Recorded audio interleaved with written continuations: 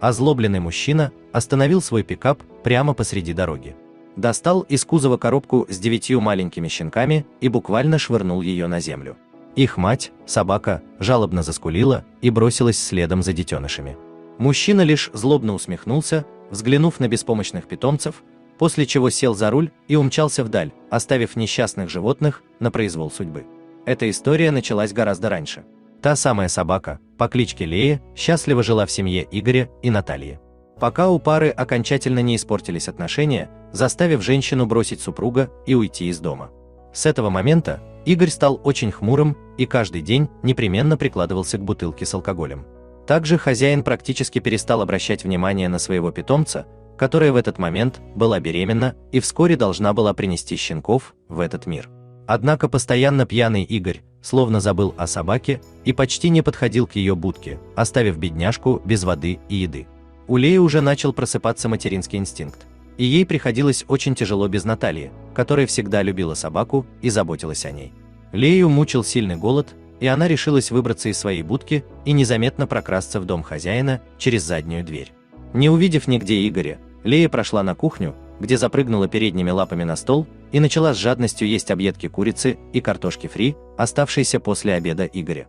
В этот момент все еще пьяный хозяин спустился со второго этажа, увидел питомца рядом с обеденным столом и с грозным криком бросился к нему.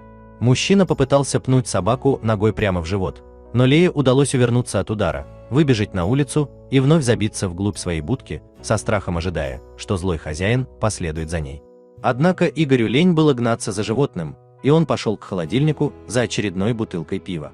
Марина Ланская недавно вернулась в родной город из Тибета, где прожила несколько лет, обучаясь у монахов древним целительским практикам.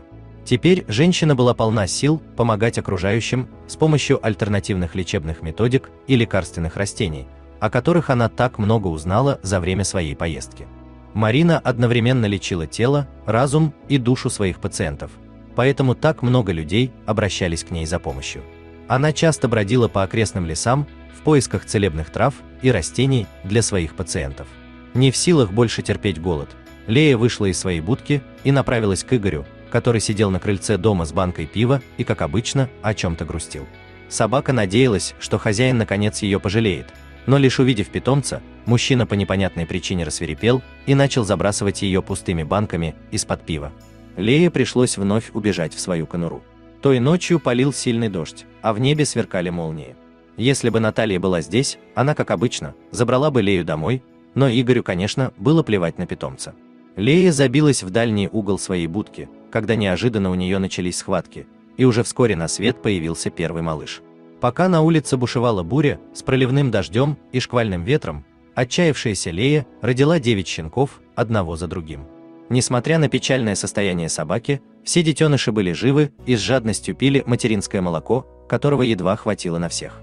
Как только щенки наконец насытились и уснули, Лея была вынуждена покинуть будку, несмотря на продолжающийся дождь, и направиться к мусорке за остатками еды, так как ей нужно было срочно утолить голод, иначе у нее не будет молока для малышей. Ближе к обеду следующего дня Игорь появился на крыльце дома и почти сразу заметил изменения в поведении питомца.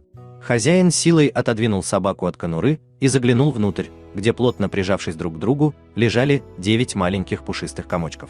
Эта картина окончательно вывела мужчину из себя. Он снова обвинил бывшую жену в том, что она бросила здесь свою вонючую собаку, после чего вернулся в дом, взял там картонную коробку и подошел к будке.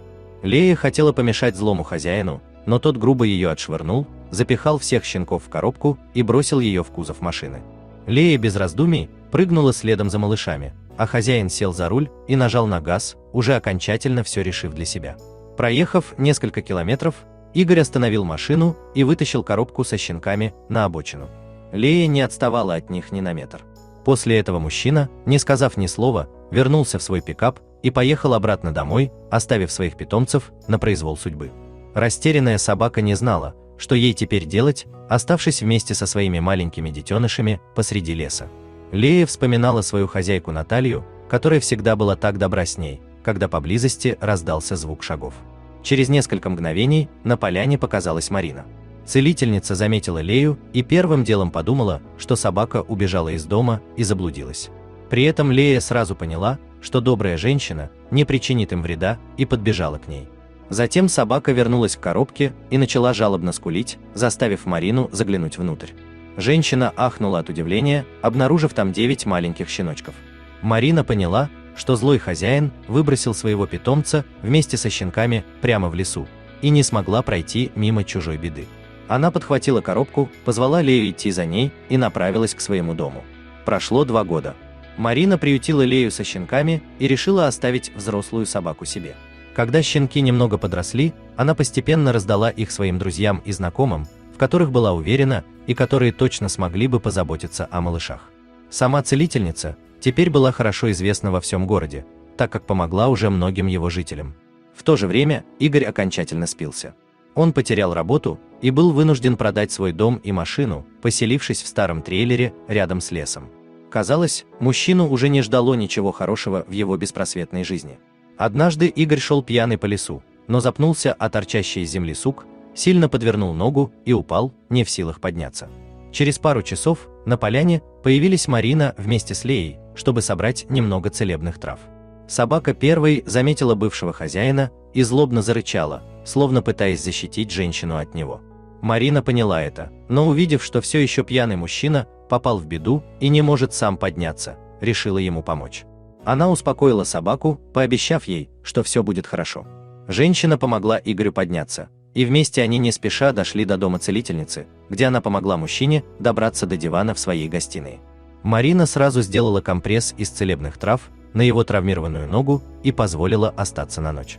На утро Игорь чувствовал себя гораздо лучше благодаря помощи Марины. Он самостоятельно дошел до веранды, где хозяйка угостила его завтраком и напоила чаем. Гость едва не заплакал, увидев рядом с хозяйкой Лею, которая выглядела ухоженной и хорошо накормленной. Игорь, всхлипывая, поблагодарил Марину, которая буквально спасла его жизнь, и признался, что в свое время он причинил Лее очень много зла. Целительница уже поняла это, но у нее не было ни капли злости на мужчину, который окончательно потерялся в жизни. Вместо этого Марина сказала гостю, что если он сам этого захочет, то она сможет приютить его на некоторое время и помочь ему, ведь никогда не поздно начать все сначала. А Лея в этот момент внимательно наблюдала за бывшим хозяином, который выглядел уставшим и раскаявшимся, но полным надежды вернуть свою давно потерянную жизнь. Дорогие зрители, если вам понравилась эта история, обязательно поставьте палец вверх и поделитесь этим рассказом со своими друзьями. Если вы впервые на этом канале и еще не подписаны, рекомендую подписаться прямо сейчас, чтобы не пропустить очередную захватывающую историю.